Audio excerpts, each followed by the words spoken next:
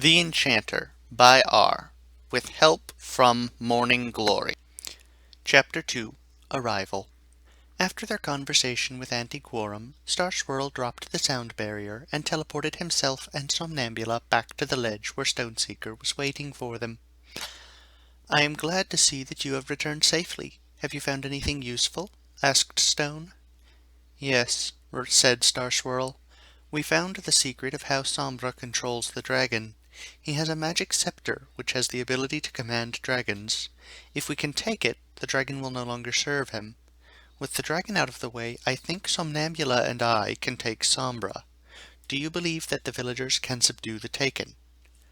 I think we can, but only if we make sure to strike as one. We will have to coordinate carefully to avoid raising suspicion. When will you take the scepter?" "Well, since he keeps it with him, I was planning on taking it when he leaves the keep," said Starswirl.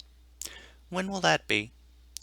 "He will be overseeing the executions. That will probably be the easiest time to strike," answered Stone.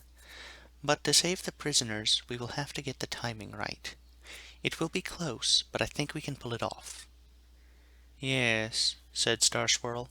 "I think we have the beginnings of a plan. We shall carefully spread word to revolt at the execution after we steal the staff. The first thing they should do is stop the executions. We'll also see what the best method of stealing the staff is." As they walked further into the valley, they slowly got a clearer view of the village. It was a small settlement made almost entirely of stone, with farmland surrounding it. Nearby there was an area that looked like some pony had been making all the stone flat, and a large lake. "What's that place for?" asked Starswirl, pointing. "What place?" said Stoneseeker, looking at Starswirl. "The place with all the worked stone." "Oh, that's the quarry. That's where all our stone comes from. We use it to build just about everything here." "Why?" asked Starswirl. "Because we like the stone," replied Stone. "It makes us feel relaxed, and it's not like it's hard to find around here." He gestured around at the rocky, lightly forested valley. "Do you do anything with your trees?" asked Somnambula. "Yes, we use them to make our furniture, as well as our doors. Those are more important to be light, since they move." "And what do you grow in your fields?" she asked. "Mostly potatoes, since they grow well up here. We grow carrots in the northern field." "All right, are you both ready?" asked Stoneseeker, as he glanced back at his new allies. They had decided it would help them blend in if Starswirl and Somnambula wore simple burlap coats to obscure their features. Such coats were somewhat common in the village for keeping warm. "I believe so," said Starswirl. Somnambula nodded her head in agreement. "Okay then, just follow me and we should be able to get to the Four-Pony's house. He was trying to keep things together when I left. Hopefully he hasn't been caught." And so the trio made their way through the streets in the pre-dawn glow.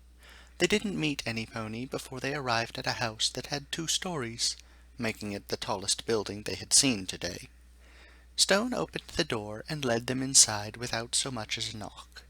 Inside was a spacious room with 2 couches sitting on opposite sides of a gray wooden table, with a candle and tinderbox resting on it. In the back right corner was a staircase leading up to the 2nd floor. On the left side of the room was an empty fireplace, with a simple cloth lying in front of it, and a stack of pale grey-brown wood beside it. After they had all entered, Stone turned to his companions and held a hoof to his mouth. Then he called out, "Hello, are you home? I need to discuss work with you." "I'll be right down," called a voice from upstairs. "I wasn't expecting to see you this morning. What brings you here so early?" "I found success earlier than anticipated. I believe that I found the blind seams for our next project." "Really? So soon?" the voice responded, as its owner began to enter the trio's sight. It was an aged purple earth pony. "Ah, it would appear so. This is great news. He then strode over to the fireplace and lifted a corner of the rug to reveal a hidden trapdoor. He opened the door and motioned them to enter with a wave of his hoof. Stone led the way, with Starswirl and Somnambula following close behind. After they were all inside, the four-pony lit the candle and held its metal tray in his mouth. Then he followed them down and closed the door behind them. "All right," he said, after setting the candle on a small table in the center of the room. "Now we may speak freely. I assume Stone has filled you in on our situation." They were sitting in a small basement with stone walls and floor, and a low stone roof. It had a small table, 2 bookshelves, and a writing desk. All were made of the same gray wood. "Yes," said Starswirl. "In fact, I have formulated a plan that should solve all of your problems, if we do it right." "Really?" the four-pony replied. "Overnight you found a solution to the problems we've been struggling with for weeks. What is it? Just ask the Dark Wizard and his pet dragon to go away? Maybe sing them a song, see if they feel bad about what they've done?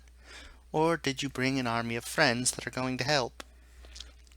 "Well, the first one was half right," said Somnambula. "We asked the dragon to stop helping Sombra." "All right, there are a few things I want to say here.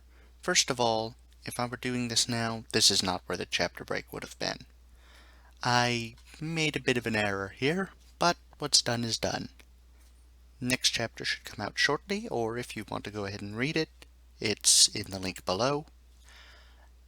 Also, I wanted to say that a blind seam is like a linchpin or a hinge, and it is a quarrying term.